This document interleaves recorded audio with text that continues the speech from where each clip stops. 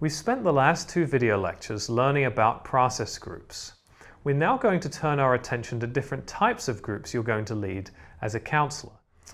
Let's look at the psychoeducational model first, and then we'll look at the inpatient model in a little while.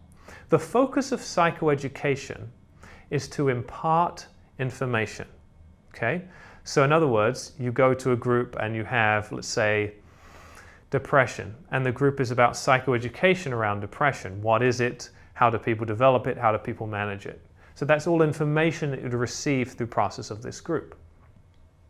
Other forms of psychoeducational groups will focus more on skill building. For example, DBT skills training groups are psychoeducational groups that provide instruction on different mindfulness techniques and emotional regulation techniques, distress tolerance techniques, and will provide opportunities for members to practice those within the group setting and get feedback on their practice. The delivery of psychoeducational groups matters. We learn coping skills more readily from peers than experts, and when leading psychoeducational groups, it's important for us to balance the lecturer component, right, the imparting information component, with, I would say, more discussion and opportunities for practice. And with different populations, we have to be even more sensitive. For example, children and adolescents have a fairly limited capacity for listening to lecture from adults. And so children and adolescents need more opportunities for hands-on practical learning, such as games, different forms of skill practice. CBT groups are forms of psychoeducational groups. They're kind of a hodgepodge, actually, between psychoed and between not quite a process group, kind of a process group. And the way in which CBT groups work is that you would provide instruction on, for example, cognitive distortions that a person has, and the process by which they can dispute those distortions and have different ways of thinking and feeling. You'd introduce work sheets and different homework activities. And after you had completed some instruction, you would spend most sessions with reviewing member homework. Members would bring in their cognitive restructuring worksheets, would talk about the prior week. You would engage in problem solving with them in terms of what went well, what didn't go well, what could do different next time, all around the overall topic that you had introduced at the beginning, which is cognitive distortions and cognitive restructuring. So in other words, it provides repetitive opportunities for practicing the concept you introduced. Okay?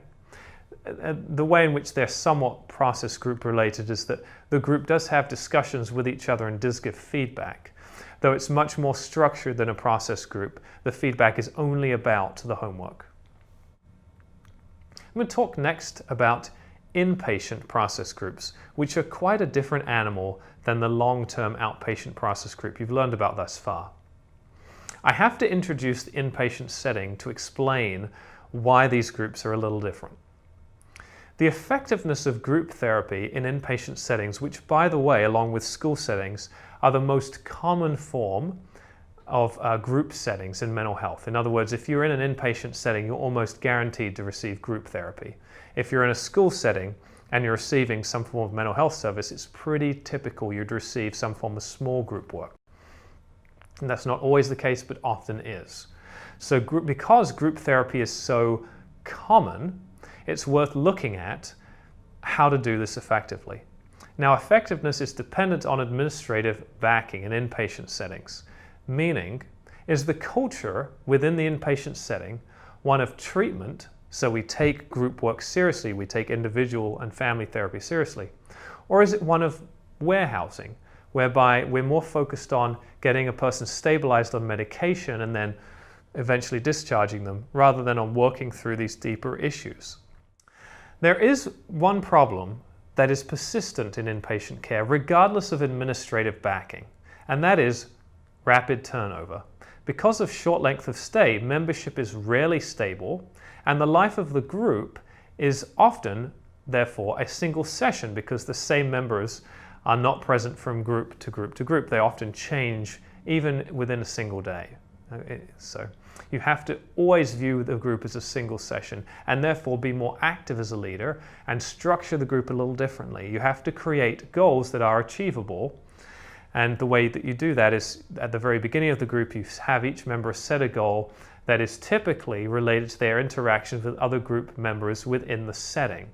So in other words, John goes first and you encourage him to set a goal and it's related to, let's say, trust issues.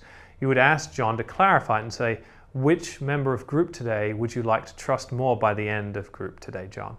And then you would check in and see, has he achieved that goal? You make it very achievable by the end of group. If it's too abstract, it's not going to be useful because that person may not be in group again and you want them again to develop self-efficacy. One of the other major modifications to an inpatient process group is the avoidance of intense conflict, confrontation, and anger.